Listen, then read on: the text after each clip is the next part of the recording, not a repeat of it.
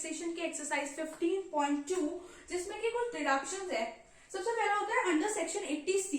80C में जैसे principal on home loan पे मिलता है हमें, LIC प्रीमियम पे, NSC पे, NPS पे, ट्यूशन फी पे हमें मिलता, औरों पे भी है डिडक्शन, बट ये जो है ये मेन है, लाइक मेनली जो हमारे पेपर्स में आता है क्वेश्चन तो वो इसी के ऊपर आता है। और इसमें रिडक्शन जो हमें मिलता है वो होता है 150 का, यानी 1,50,000 का। अगर इससे कम होती है हमारी अमाउंट तो हमें उतने का डिडक्शन मिलेगा, लेकिन अगर ज्यादा होती है तो हमें 150 का ही मिलेगा। 80D में हमें मेडिकल इंश्योरेंस प्रीमियम अगर जब हम पे करते हैं तो हमें उस पर डिडक्शन मिलता है 25,000 का। 25,000 से कम होगा, ये चीज सब पे अप्लाई होती है कि अगर 25,000 से कम होगा तो हम वही अमाउंट लेंगे, और 25,000 से ज्यादा होगा तो 25,000 लेंगे। Section 24 interest on home loan. Home loan पे जो हम इंटरेस्ट पे करते हैं उस पे हमें डिडक्शन मिलता है 2 लाख तक का। उसके बाद सेक्शन 80E। 80E में इंटरेस्ट ऑन एजुकेशन लोन, जो हम इंटरेस्ट पे कर रहे हैं एजुकेशन लोन पे हमें उस पर टैक्स पे नहीं करना पड़ेगा up to 8 financial years.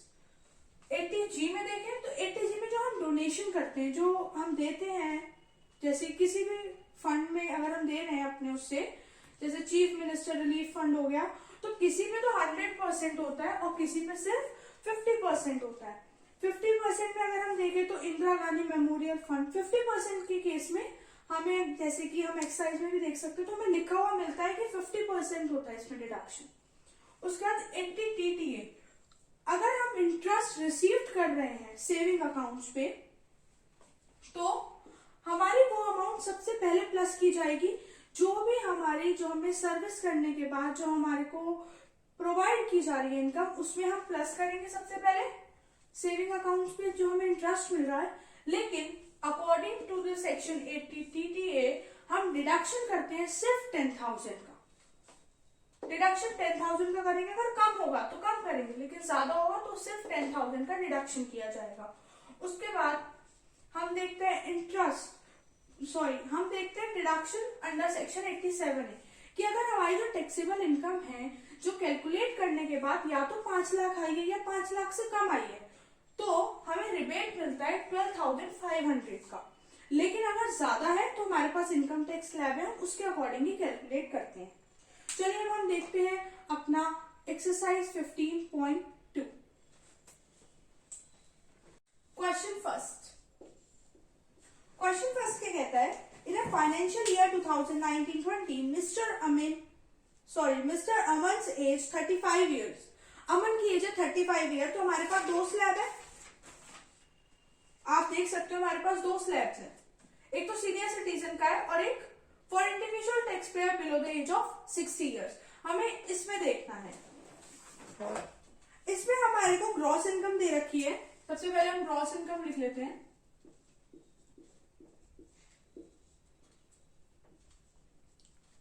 Gross income हमें दे रखी है ₹6,98,000।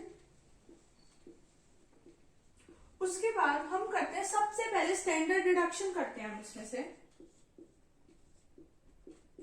जो होता है 50,000 का।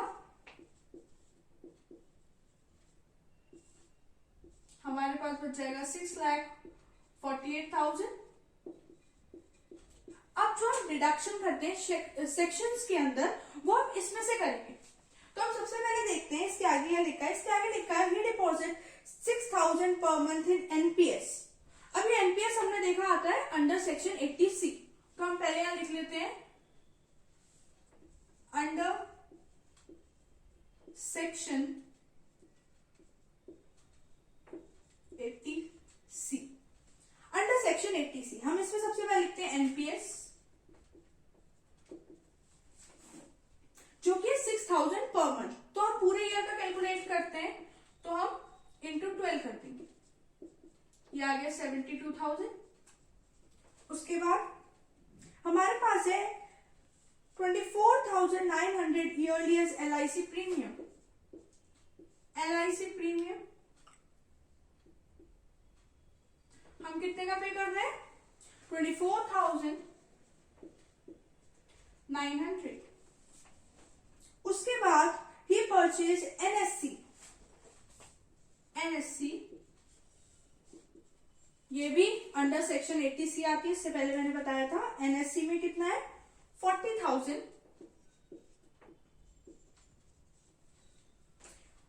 फिर है he donated chief minister relief fund. ठीक है, अब हम इसे कैलकुलेट कर लेते हैं। इसका अगर हम टोटल देखें तो आएगा हमारे पास 1,36,900, जो कि कम है 150 से।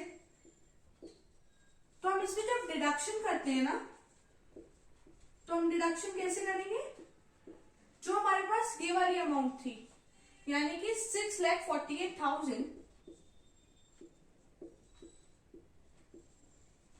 उसमें से हम माइनस करेंगे ये अमाउंट, क्योंकि ये अमाउंट जो है 1,50,000 से कम है। जब हम इस अमाउंट का रिडक्शन करते हैं तो हमारे पास आ जाएगा ये 5,11,100, हमारे पास ये अमाउंट आ जाएगा। अब हम देखते हैं, हमने यहाँ पे सिर्फ अब पे किया है, डोनेट किया है हमने चीफ मिनिस्टर रिलीफ फंड में, तो वो आता है हमारे पास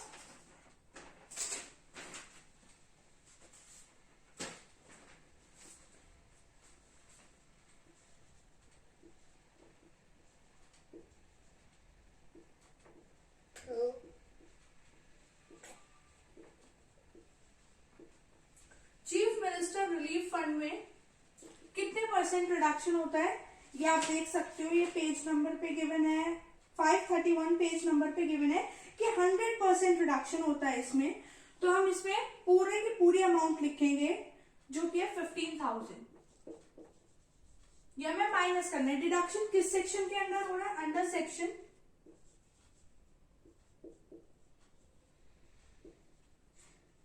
80G।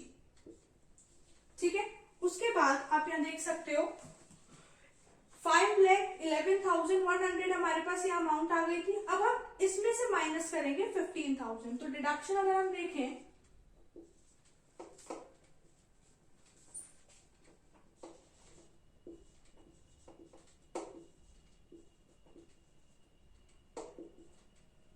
तो ये आएगी 5,11,100 माइनस 15,000।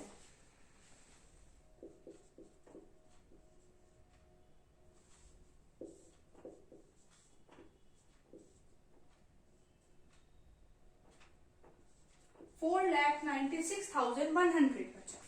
ये हमारी इनकम जो है 5 लाख से कम है, लेकिन हम इसमें सेक्शन 80 TTA अभी नहीं लगाएंगे, इसमें बाद में लगाएंगे। सबसे पहले हम अपने इनकम टैक्स स्लैब पे देखते हैं।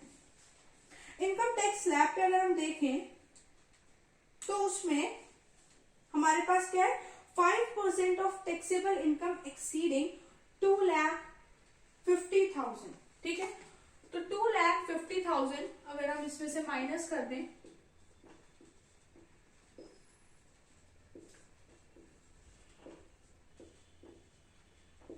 $2,46,100, इसका हमें 5% निकालना है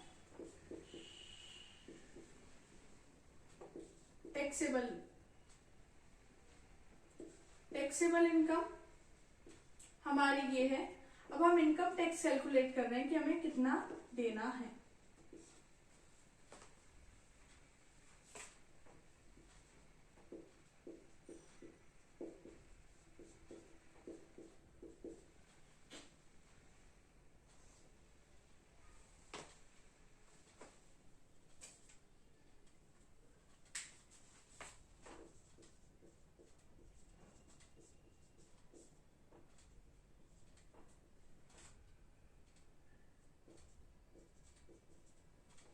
one two three zero five. अभी हमें 12,305 देना है, लेकिन अभी भी इसमें एक हमारा डिडक्शन रह गया था अंडर सेक्शन 87 है, जो कि क्या था कि अगर आपकी इनकम 5 लाख से कम होती है, टैक्सेबल इनकम जो हमारी यहाँ थी वो तो हमने माइनस किया था ये कैलकुलेट करने के लिए, लेकिन हमारी 5 लाख से कम थी, तो इसलिए हम इसमें डिडक्शन अगर करें तो हमें मिलता है वहां पे 12,500 का अमाउंट है जो कि 12,500 से कम है, तो हमें कोई पे नहीं करना है इनकम टैक्स, निल होगा हमारा इनकम टैक्स, हमें जीरो, कुछ पे नहीं करना है। अब हम देखते हैं अपना second question. Now let's see our question number 2। इसमें हम देखते हैं कि in a financial year 2019-20 Mrs Sumita age 62 years, ये अबव 60 है, तो हमारे को जो है जो सेकंड वाला इनकम टैक्स स्लैब है सीनियर सिटीजन का, हमें वो देखना है, ठीक है, जिसमें एनुअल इनकम इनकी दे रखी है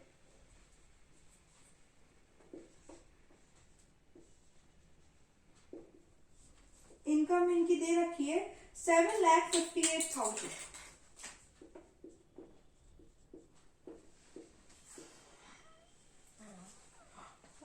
उसके बाद हम इसमें सबसे पहले करेंगे स्टैंडर्ड डिडक्शन,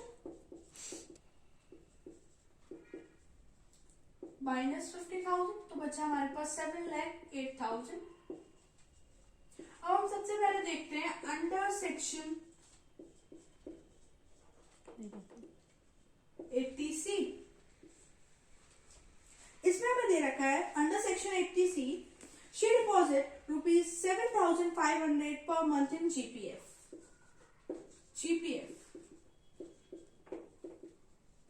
इंटू 12 करेंगे। पहले बताया इंटू 12 क्यों करेंगे, क्योंकि हम पूरे ईयर का देखते हैं, तो इसलिए इंटू 12। इनकम टैक्स आप कभी भी कैलकुलेट कर रहे हैं तो हमने बताया ना फाइनेंशियल ईयर का कैलकुलेट होता है, तो इसलिए इंटू 12। उसके बाद हमारे पास नेक्स्ट है LIC, लेकिन यहाँ पे बोला गया LIC पे की गई है 23,400 फॉर हाफ ईयर, तो इंटू 2 कर देंगे। अगर हाफ ईयरली पे की गई है तो हमें पूरे ईयर की निकालनी है। उसके बाद है हमारे पास शी परचेज NSC लिया उन्होंने जो कि था 25,000 का। उसके बाद she denoted ₹20,000 charitable trust on which 50% deduction is allowed। यहाँ पे हमें गिवन है कितना डिडक्शन है, 50% डिडक्शन है, यहाँ पे हमें गिवन है, आप देख सकते हैं, तो 50% डिडक्शन के हिसाब से हम 80G में लगाएंगे। उससे पहले हम ये कैलकुलेट कर लेते हैं। हमारे पास ये अगर हम कैलकुलेट करें तो ये आएगा हमारे पास 90,000, ये हमारे पास 25,000 है, और अगर हम इसे देखें 46,800, ठीक है। जब हम इसे प्लस करेंगे तो हम देख सकते हैं कि 1,61,800 आ रहा है, जो कि ज्यादा है 150 से, लेकिन इसका डिडक्शन होता कब तक, होता कहां तक है, 150 तक, तो हम 150 ही माइनस करेंगे, तो डिडक्शन अगर हम देखें तो क्या होगा, 7,08,000 माइनस 1,50,000, तो हमारे पास बचता है 5,58,000, ठीक है। अब ये डिडक्शन हो गया। एक डिडक्शन था अंडर सेक्शन 80G जो उन्होंने खुद ही बता दिया था, तो अंडर सेक्शन 80G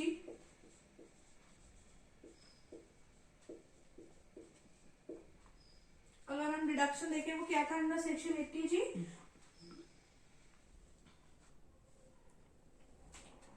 उस पे हम माइनस करेंगे 50% डिडक्शन है जिसमें उन्होंने 20,000 दिया है, तो माइनस करेंगे हम इसमें 10,000, तो डिडक्शन के बाद हमारे पास क्या अमाउंट आ गया,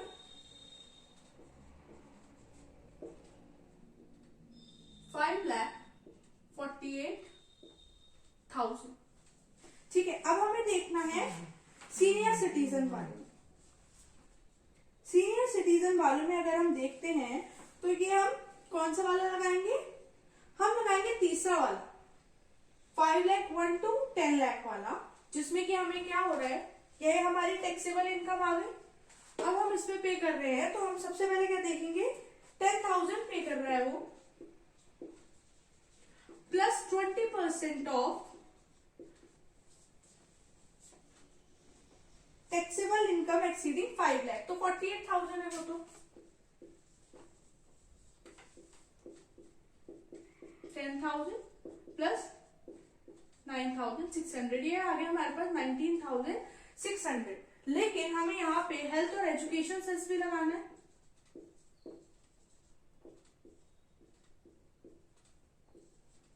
जो कि होता है 4%।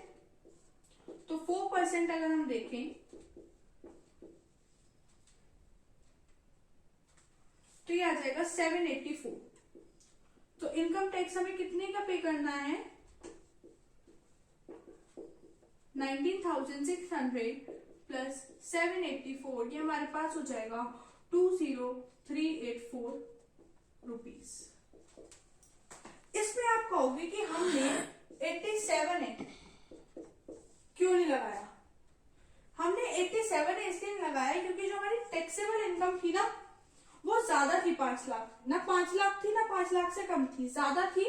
तो हमने इनकम टैक्स स्लैब जो देखा था वो हमने दूसरा वाला देखा था, क्योंकि जो एज थी यहाँ पे सुमिता की वो 62 इयर्स थी। Now let's see our third question.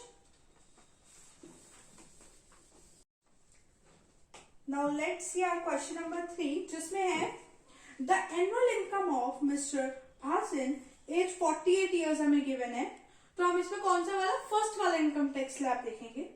इसमें है ग्रॉस नहीं, एनुअल इनकम है, हाँ एनुअल इनकम है 9 लाख। तो ग्रॉस इनकम हम कह सकते हैं जो कि गिवन है हमें 9,50,000। सबसे पहले हम स्टैंडर्ड डिडक्शन करेंगे,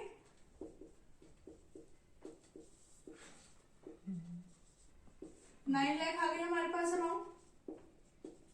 उसके बाद हम देखते हैं कौन से सेक्शन के अंदर हमें करना है deduction. Deduction under section 80C करेंगे।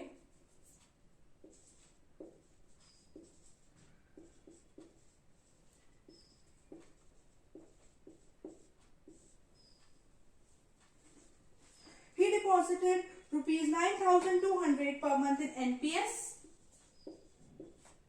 NPS में 9,200 दिए हैं उन्होंने पर मंथ, तो इंटू 12। उसके बाद LIC प्रीमियम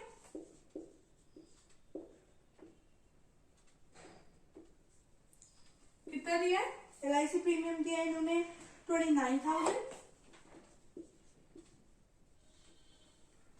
उसके बाद he paid ₹42,000 as tuition fee of his children, तो ट्यूशन फी 42,000।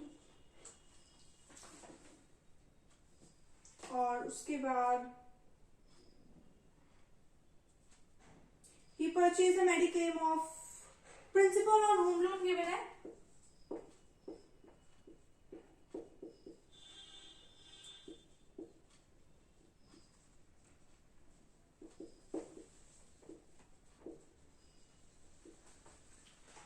और जब हम इसे मल्टीप्लाई करेंगे तो आएगा 1,10,400। जब हम इसका टोटल करेंगे तो हमारे पास आ जाएगा 1,99,400, जो कि ज्यादा है 1,50,000 से। तो हम डिडक्शन करेंगे 150 का डिडक्शन। इस अमाउंट में से हम 150 का डिडक्शन करेंगे, 9 लाख में से 150 का डिडक्शन करेंगे।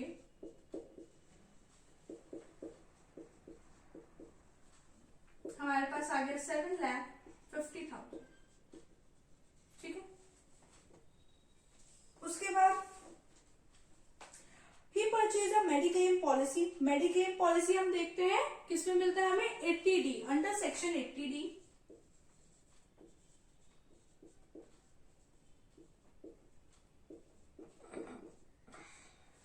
मेडिक्लेम पॉलिसी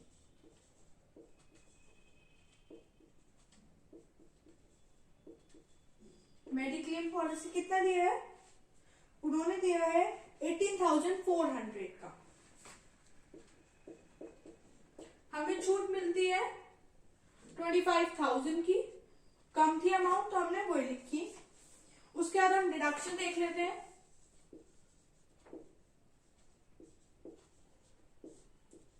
हमारे पास ये अमाउंट थी 7,50,000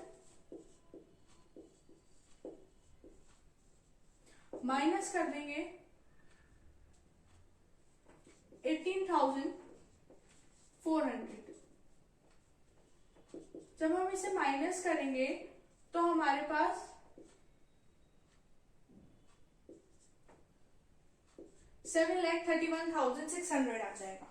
उसके बाद हमें देखना है interest on home loan under section 24। Under section 24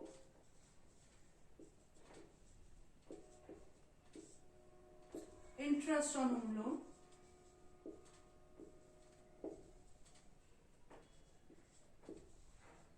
interest on home loan पे किया गया है 1,09,000 का, तो हम माइनस कर देंगे 1,09,000। हमें 2 लाख तक की छूट मिलती है, ये कम अमाउंट है तो इसलिए हम यही माइनस करेंगे। तो डिडक्शन देखें 7,31,600 माइनस 1,09,000,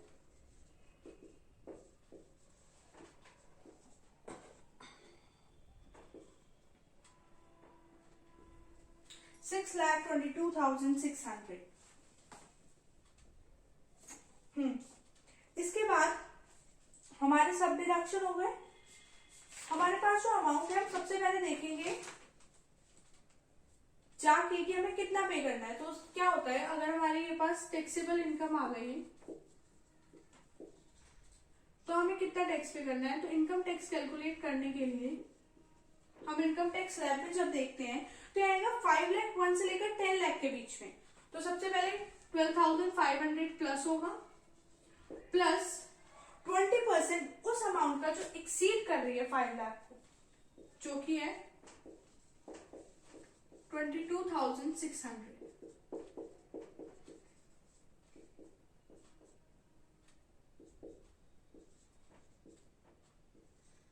4520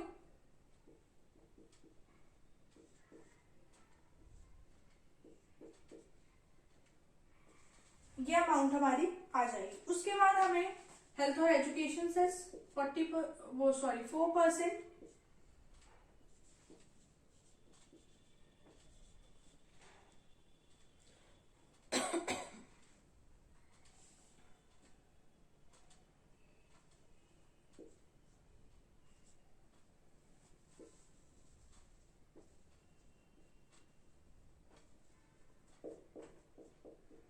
जब हम इसका 4% निकालेंगे 37020 का, तो हमारे पास आएगा 1481। तो हम इन दोनों को प्लस कर लेंगे, जब 37020 प्लस 1481 तो हमारे पास आएगा 38501।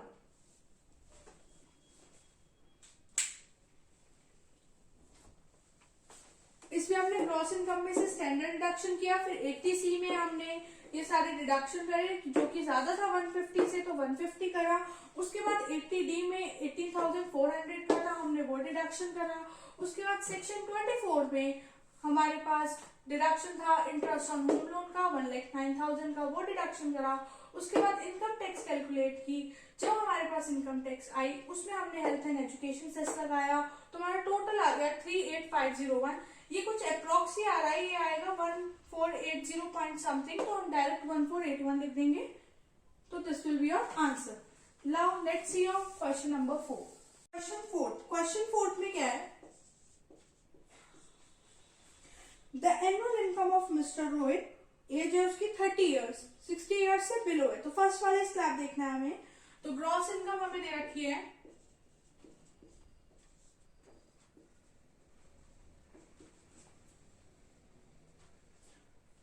8,85,400।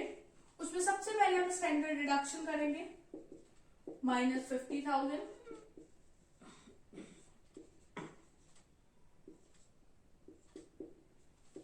8,35,400 आ गया।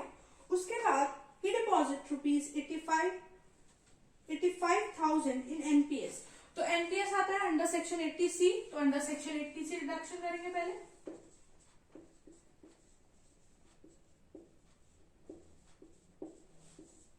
अंडर सेक्शन 80C एनपीएस में कितना है हमारे पास 85,000।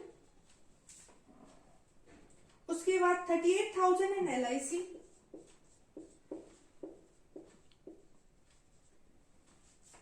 उसके बाद 30,000 इन एनएससी,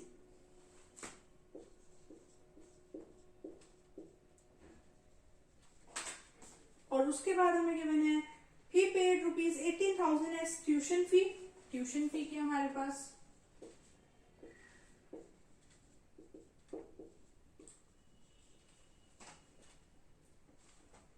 इफ ही पेड ₹15, तो ये अलग है, तो हम पहले इसका ही टोटल कर लेते हैं।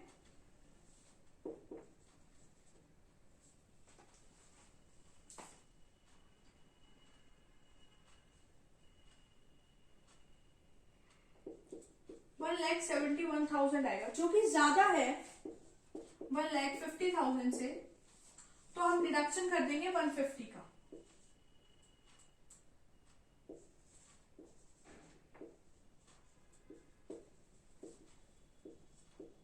$8,35,400 माइनस 1,50,000। जब हम इसका डिडक्शन करेंगे तो हमारे पास आएगा 6,85,400। ठीक है। अब इसके बाद हमें गिवन है if you paid ₹1,500 per month as advance income tax. अब ये पहले हमें कैलकुलेट करना पड़ेगा, तो हम सबसे पहले ये हमारी टैक्सेबल इनकम हो गई।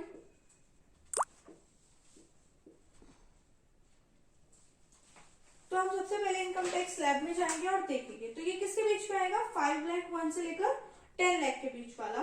तो उसमें 12,500 plus 20% of amount exceeding 5 lakh, जो कि है 1,85,400।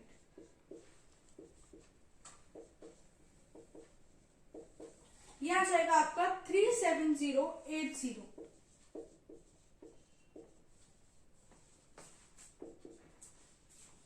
इसके बाद हम उसका यहां करते हैं 37080 49580। अब इस पे हम लगाएंगे हेल्थ एंड एजुकेशन सेस,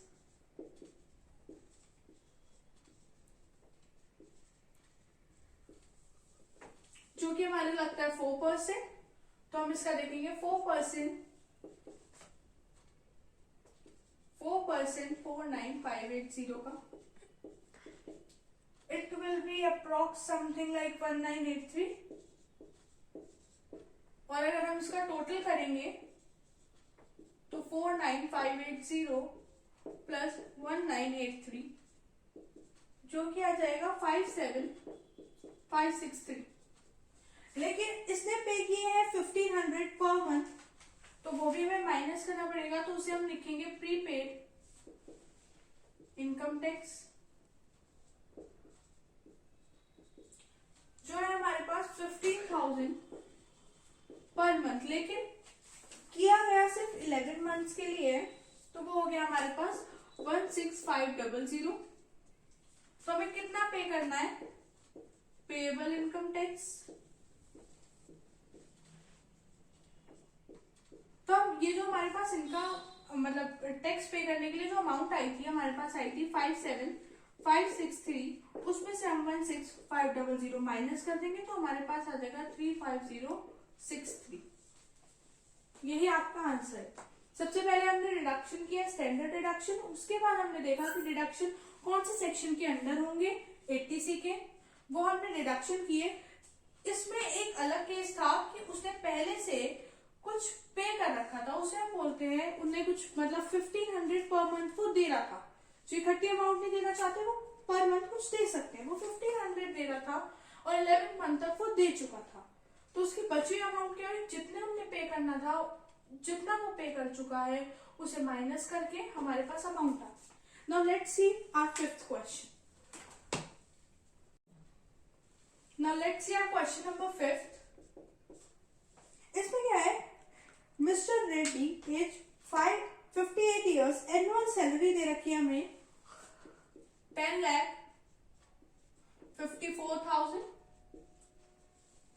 उसके बाद he earned rupees 17,500 as interest on saving banks account। तो ये एनुअल इनकम थी, एनुअल इनकम, उसमें हम प्लस करेंगे जो हमें इंटरेस्ट मिल रहा है ऑन सेविंग अकाउंट, जो कि है 17,500। This is the only amount, yes।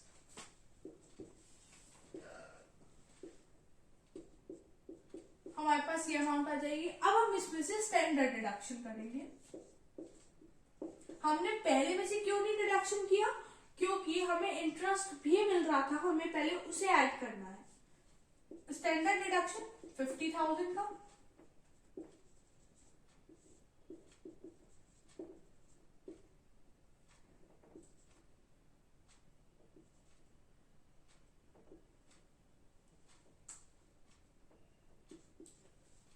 $10,21,500।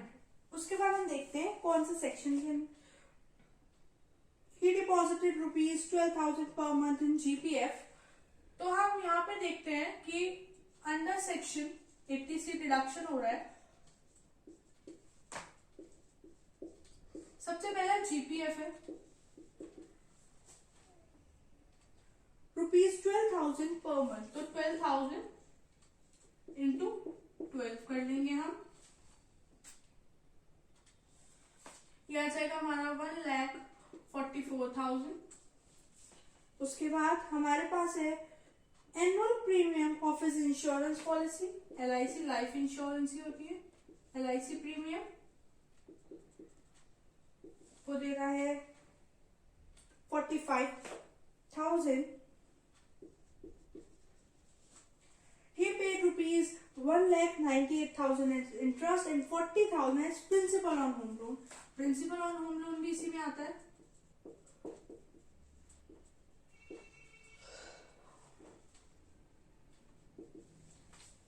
Principal on home loan हमें गिवन है 40,000।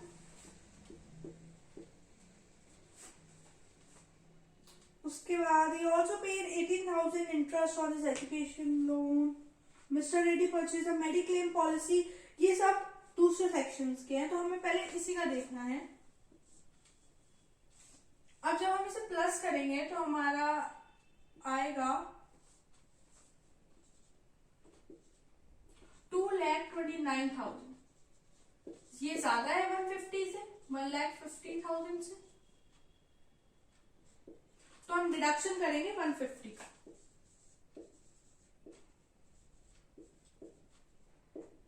10,21,500 में से हमें डिडक्शन करना है 1,50,000 का। ये आ जाएगा हमारे पास 8,71,500।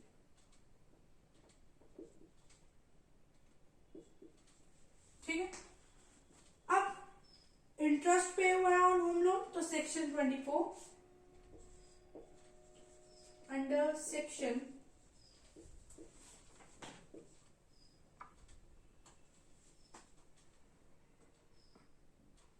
सबसे पहले मेडिक्लेम पॉलिसी दी गई है, तो जो चीज पहले दी गई है हम पहले उसे लिखेंगे। तो वो है under section 80D mediclaim policy.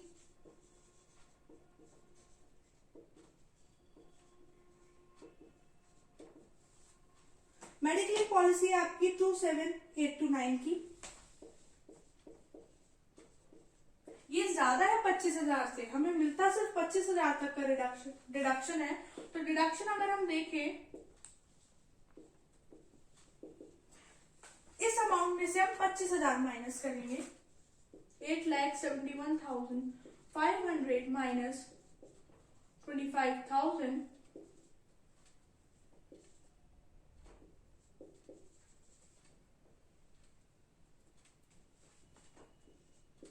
8,46,500 आएगा। उसके बाद हम देखते हैं सेक्शन 24। अंडर सेक्शन 24 देखेंगे अगर हम, interest on home loan,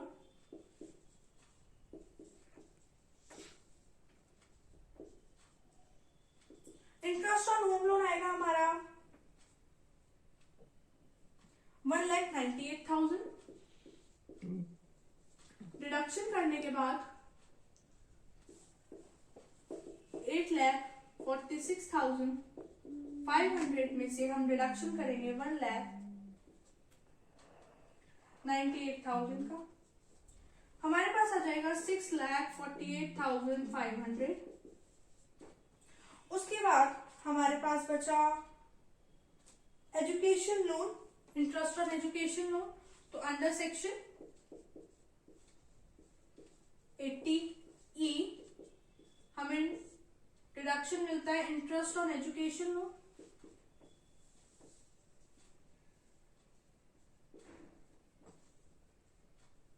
interest on education loan जो कि है 18,000 का, इसकी अमाउंट कितनी भी हो बस हमें इसका डिडक्शन मिलता है 8 फाइनेंशियल ईयर्स तक। तो डिडक्शन हो गया हमारे पास, जब हमने 6,48,500 में से 80,000 माइनस किया तो हमारे पास आया 6,30,500। ये हमारी टैक्सेबल इनकम है। अब हमें इस पे देखते हैं, सबसे पहले वाला ही देखना है। तो हमें पता है अगर हम इनकम टैक्स देखें 12,500 plus 20% of amount exceeding 5 lakh जो है 1,30,500। लेकिन अभी हमने एक चीज छोड़ दी। अभी क्या था कि इंटरेस्ट जो हमने किया था इसे माइनस भी करना था, तो वो अंडर सेक्शन 80 टीटीए होगा, पहले वो उसका डिडक्शन होगा। अंडर सेक्शन 80 टीटीए जब हम उसका डिडक्शन करेंगे उसमें होता सिर्फ 10,000 का डिडक्शन है। अमाउंट आपको कितनी भी मिली हो, इंटरेस्ट आपको कितना भी मिला हो, ये ज्यादा है 17,500 10,000 से ज्यादा है। हमने प्लस नहीं किया, लेकिन हम माइनस 10,000 ही करेंगे तो हमारे पास आएगी अमाउंट 6,20,500। अब हम इस पे इनकम टैक्स निकालेंगे 12,500 plus amount exceeding 5 lakh 20% of amount exceeding 5 lakh जो कि 1,20,500। यह आ जाएगा 12,500 प्लस 24,100। इसका टोटल आएगा हमारे पास 36,600। 36,600 आएगा। तो हमें इसमें भी 4% हेल्थ एंड एजुकेशन सेस भी लगाना है। हम तो थोड़ा यहां से रब करके देख लेते हैं। 4% हेल्थ और एजुकेशन सेस भी लगेगा। तो 4% ऑफ 3,660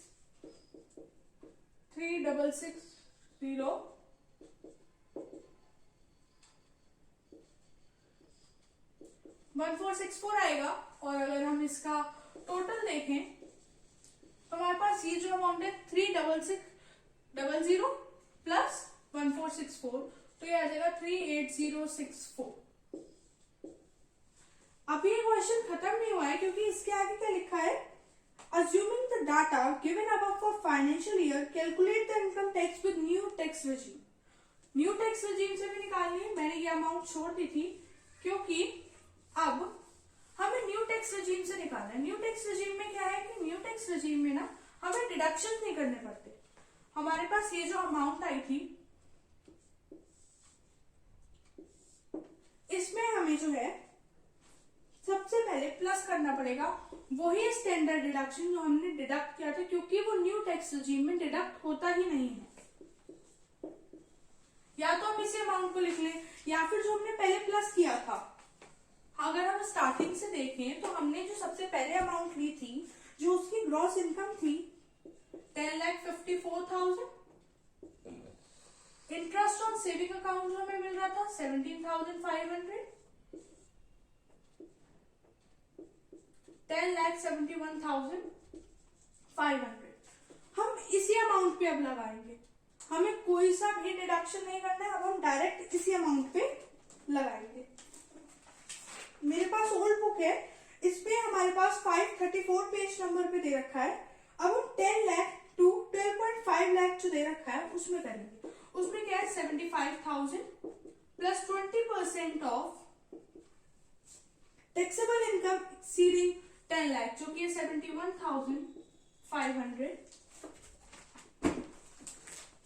अगर हम इसे देखें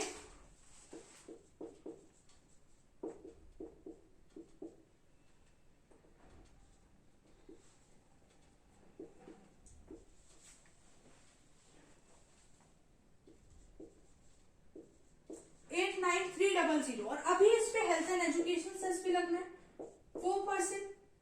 हेल्थ एंड एजुकेशन सेस